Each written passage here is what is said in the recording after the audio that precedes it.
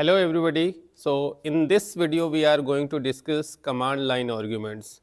So first thing that comes into your mind is what is command line argument. So if you see this template of the main function, you have this public static void main. We have already discussed in the separate video. So public and static are the keywords, so we can switch them. Either I can write public static conventionally, or you can write static public also, there is no big deal. So static public void main. So main is the name of the function, void is the return type. So whenever you are writing any function, so definitely you will be writing some identifier, and identifier will be immediately preceded by the return type. So return type is written void, void means no return type, and the identifier of the function will be immediately followed by the list of parameters. It means parenthesis, and in the parenthesis you can have 0, 1 or multiple parameters. So here if you see in the main function, string array is passed as a parameter. So what is the idea behind this string array as a parameter in case of main function is the command line argument. This string array is passed as a parameter in the main function to receive or accept any command line input, right. Now the question is, what is command line input? Generally we will be taking the input in case of C and C++ programming using the runtime input. You will be using either scanf or using the cin in case of C++. But there is another type of application where command line input is required. So command line input is passing the input before running the program. It means you have to decide the input, that this is going to be my input, and then you will run the application. In the runtime application, what happens? Runtime input, what happens? We will be running the program or application, and then we will be passing the inputs. On the other hand, in case of command line input, we will be deciding the input first, and then we will be running the program. The live example is when you double click on any PDF file, TXT file, Word file, media player file, any of the system resources, when you try to open, let us say I have clicked on a.mp4 file. So when you double click on a.mp4 file, my input is first decided, then comes the media player into the picture. Or on the other scenario, if you right click on the particular file and then you go to the open with will be giving you the option that which application you want to run, but input is already decided. The file in which you right click, that is going to be the input. So command line input is used in most of the system softwares. As I have taken the example of any editor, any PDF reader, any media player, all those kind of applications are using the command line input. So in the main function there is a provision to accept the command line inputs, and that is why it is here, right. So let us understand why this string type of array as a command line input. This is used for command line inputs. So string is the type of the array, and it is args is an identifier. You can use any identifier, abc, xyz, rk, Ravi, anything, but string array is the command line inputs. So now the question is, why it is array? Why array is taken as a parameter in the main function? So reason is very simple. User can pass 0, 1 or multiple inputs as the command line arguments. So it means there can be multiple inputs also. That is why to hold multiple inputs we have the array. Second thing is, why it is string type? Why it is this string type? Why not some other type? So definitely if you take some other type, maybe int, let us say I will take int type of array, it means I can pass only int, but if I have to pass Ravi 16920 and 5.5, so these are the inputs of 3 different types. So how I can pass these three different types of input in a single type of array, because array will be of single type. So in case of Java, this string class is a special class. Please make a note of this. In Java, anything can be converted into string. Anything can be converted into string, and that's why there is a toString method provided. This toString method can be used to convert anything into string. It is the only class except the object class which can get anything converted into this type, and that's why a separate method toString is provided in the object class. This method is provided in the object class, and in Java every class automatically inherit this object class. It means this method gets inherited in every class.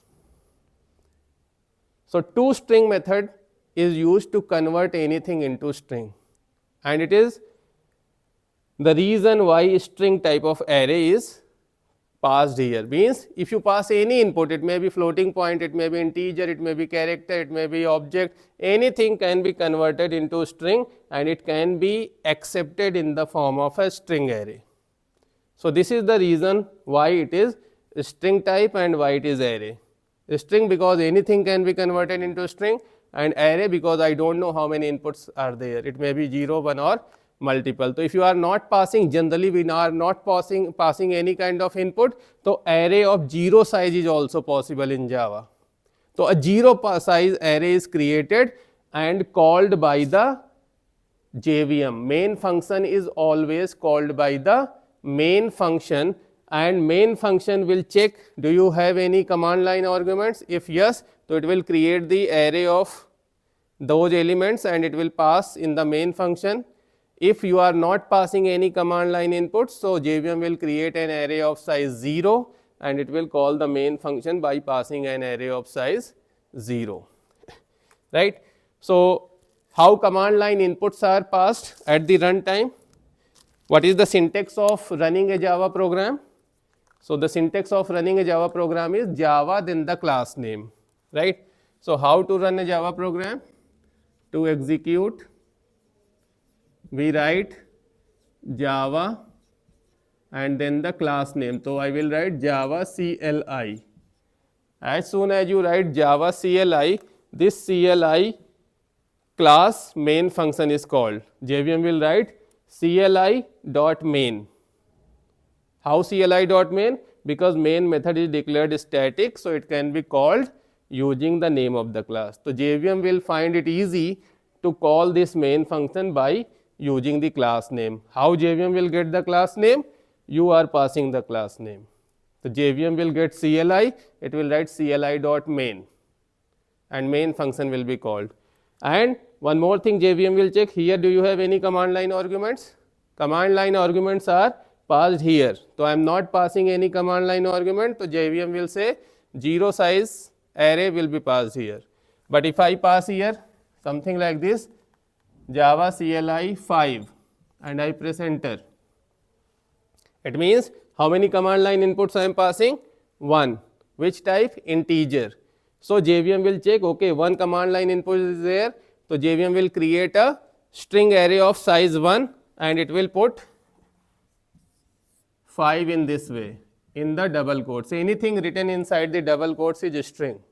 So JVM will create an array of 1 because you are passing 1 input and it will be passed as a parameter in the main function. So now in this program, inside this main function, I can use this input. How you will use this input? What is the name of the array? args. So what I can write?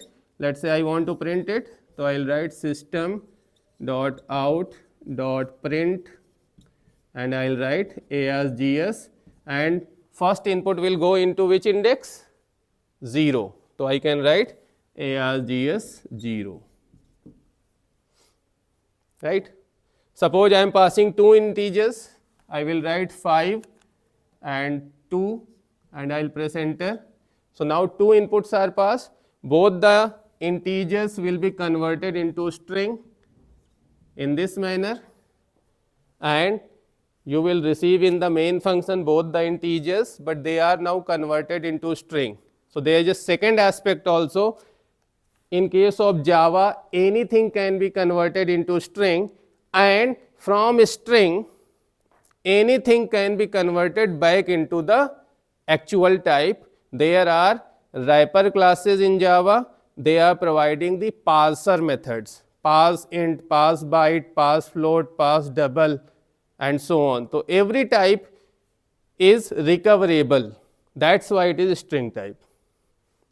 We will talk about the wrapper classes in a separate video, but as of now, let's say you are receiving two integers from the command line and I want to print the sum of these two. How you will print it? If you will write something like this, system.out.print args 0 plus args 1. So what you will get as an output? Your output will be 52. Why? Because 5 args 0 is a 5, but it is in the string form. 5 will be printed, concatenation means string will be appended by the second input, that is 2. So it will print 52. But I want to get the sum of the two elements. So what you will have to do? You have to convert this string back into the primitive type. And how you will do this? Using the parser methods. So what I will do here is, I will convert it back into the actual type. So integer class is having a static method parse int. So I will be writing like this, integer dot parse int, and here this method will take any compatible string. It must be compatible. So AR0 is the compatible for int type, so I am converting into int, so it is acceptable. If I will pass here 5.1, so 5.1 is not compatible with int, so it will give you number format exception at the runtime. So I am converting into int. Second input, int b is equal to integer dot parse int args 1. So now both the command line inputs are converted back into the int type. Now you can print its sum.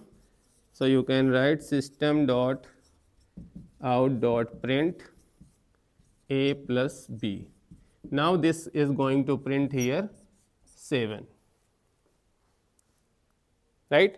So this is your command line arguments or command line inputs. Anything that is passed during the execution of a program, means before running the program, that will go into this args array, but it will be of string type. So how you will convert it back into the original type? You will be writing integer dot parse int, double dot parse double, float dot parse float, byte dot parse byte. In this way, the functions are provided in the respective wrapper classes. Using that, you will convert it, and then you can apply any kind of processing and you can use that input.